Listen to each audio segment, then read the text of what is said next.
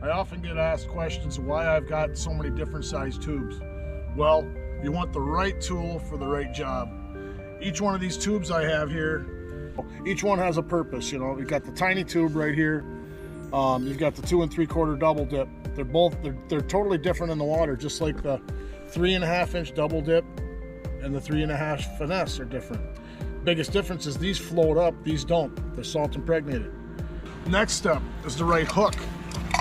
Now this is really key. You know, you've got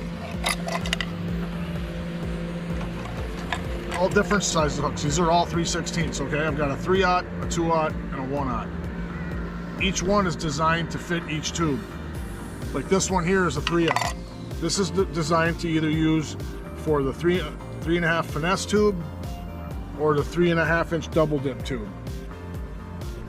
It's made to fit, to come right to the back of the tentacles when you put it in there. You know, that also gives you a wider hook gap than the other ones because this thicker plastic takes up some of the hook gap. If you follow me on that. So I'm going to put the finesse on, and it's really easy to load a tube. You basically just open this up. I like to wet it, and I'll just slide it right in there. Okay. So now you want to keep the hook and the eye in line together, and just slide the plastic all the way in. And there you go. You got a perfectly suited. You know how it stops right at the back of the tube. Now I'm going to tie this one on and show everybody underwater what the whole key about this is. Okay,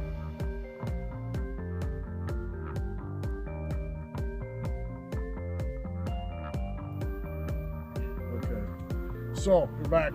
Here's the 3.5 inch double dip tube now. Notice how it's got a thicker profile, it's salt impregnated, so it'll have a totally different action.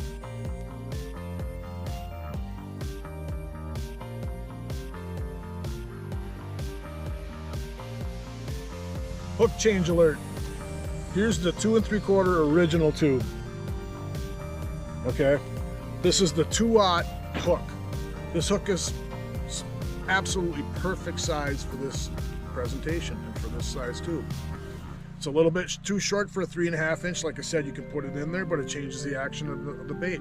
The whole key is letting these tail basically be free roaming and none of the middle body plastic able to stop them from doing it. So we're going to go back to the action cam. I'm going to go show you the underwater footage of this, and then we'll go to the last tube, which is the 2.5 inch tiny tube.